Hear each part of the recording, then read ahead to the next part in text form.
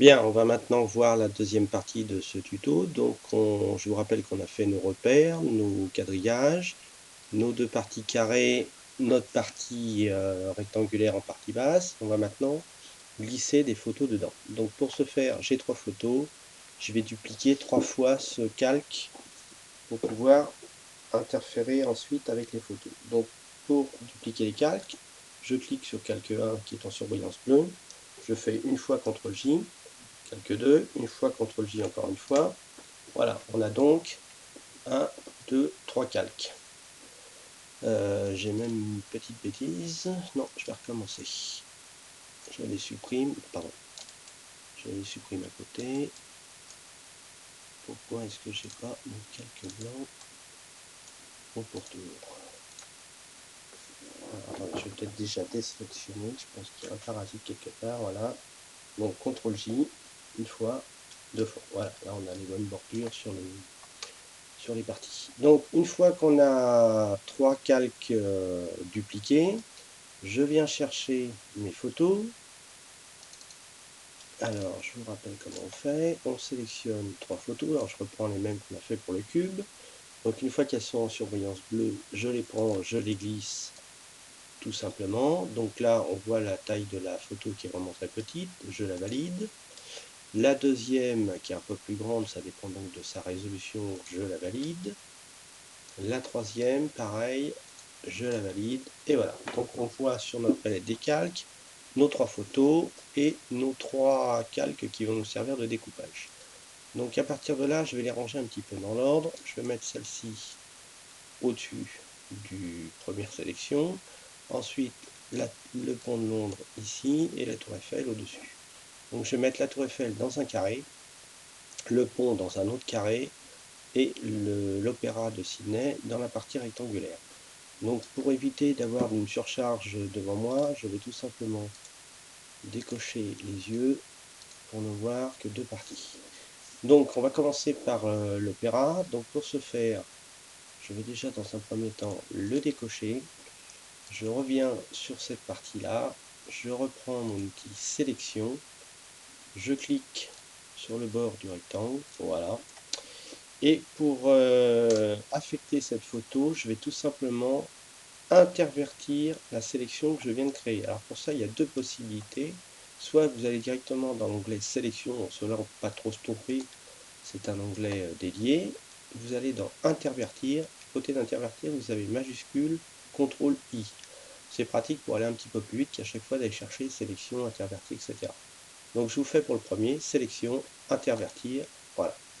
Donc là, on a tout le reste du cadre, sauf le rectangle du milieu, qui est sélectionné. Maintenant, je vais supprimer cette partie. Donc pour ça, j'appuie sur la touche Sup. Voilà. Donc on a, vous voyez que le cadre a changé de paramètres. Maintenant, on n'a plus que le rectangle. Donc si je décoche le petit œil en dessous, voilà, on n'a que le rectangle qui est visible ici. Je vais réafficher mon opéra de Sydney. Je vous rappelle qu'avec l'outil déplacement, on peut l'ajuster. Voilà. Alors, je viens de déplacer en même temps ma partie rectangulaire. Donc, je fais attention, je fais la désélection de tout ça en faisant CTRL D. Voilà. Et là, par contre, pour les sélections multiples, il faut faire attention, j'ai un paramètre là-haut qui est sélection automatique par calque. Soit on le fait par calque, soit par groupe. Alors, par défaut, moi je l'ai mis par calque. Ça me permet, dès que je survole un calque, il se sélectionne de lui-même. Donc là, vous voyez, je vais bouger que l'opérationnel. Tout à l'heure, j'avais une multi-sélection. Donc c'était un petit peu le bazar. Alors vous voyez, je suis sur la partie noire. On ne voit pas vraiment ma sélection noire en dessous. Donc je déborde un petit peu.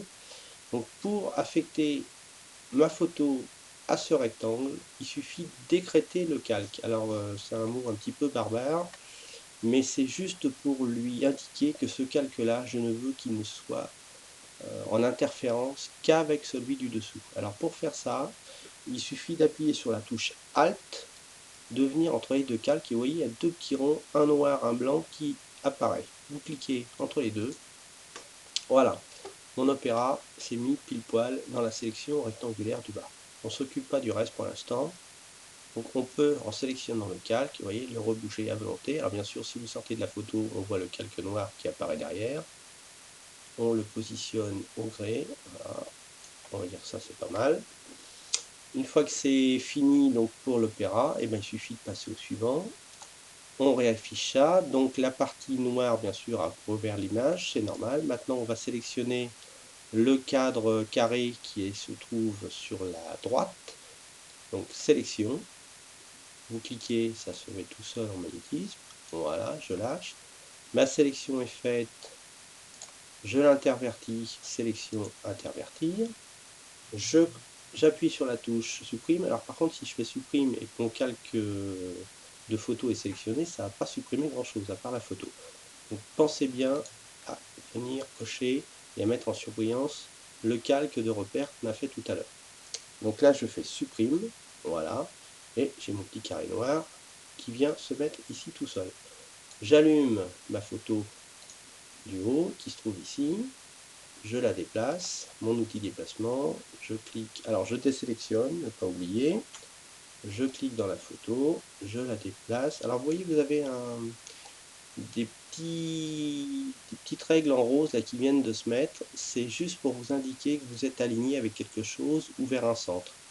Voilà, donc la petite partie verticale, c'est le centre par rapport au carré, et la partie horizontale, je dois être aligné avec quelque chose d'autre, mais je n'arrive pas à déterminer ce que c'est. Peut-être un centre aussi, mais je ne suis pas sûr. Voilà, donc je le lâche. Alors vous voyez qu'on est plus petit, donc on revient à une transformation manuelle, CTRL T, on étire. Alors là, je ne me suis pas mis en proportion, je vous rappelle, vous appuyez sur la touche Shift, voilà. Je tire tout pan. Je remets mon truc à peu près carré, c'est pas suffisant. Toujours Shift. Regardez un petit peu qui rentre dans le carré. Voilà, partie basse, partie haute, ça me paraît correct. À partir de là, une fois que vous êtes à peu près dans les repères, vous voyez les petits traits bleus, je valide, ok, et je n'ai plus qu'à écréter sur le calque du dessous. Donc on enfonce, je vous rappelle, la touche Alt, on vient entre les deux calques, la photo et le petit carré que l'on veut, voilà, et la photo s'est mise d'elle-même au même format que celui du dessous. Ça n'interfère pas avec le premier qu'on a fait. On recommence pour le troisième, j'allume ma sélection de repères qu'on a fait tout à l'heure, je resélectionne le dernier carré. C'est très pratique quand on fait des triptyques. Je reviens donc intervertir ma sélection, voilà. Je m'assure d'être sur le bon calque, je supprime, voilà, donc j'ai mon deuxième carré qui apparaît normal.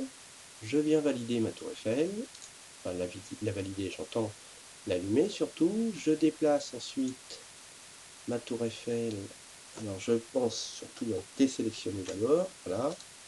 Je déplace ma tour Eiffel, alors on va mettre le symbole européen en plein milieu, donc je vais le grossir un petit peu, CTRL T, Shift, je grossis, voilà, je redéplace pour voir un petit peu ça comme il faut, je vais grossir un peu plus, voilà, on va faire ça un peu plus au centre, impeccable, je valide.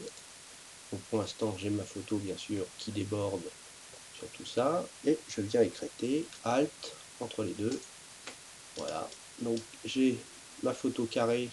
Alors je peux toujours en survolant avec l'outil déplacement activer, régler un petit peu plus finement, on va zoomer dedans pour voir qu'on n'est pas trop mal, voilà, mon pont de Londres à côté, mon opéra de Sydney en dessous, mon fond que j'ai annulé tout à l'heure, je le réallume, il redevient blanc.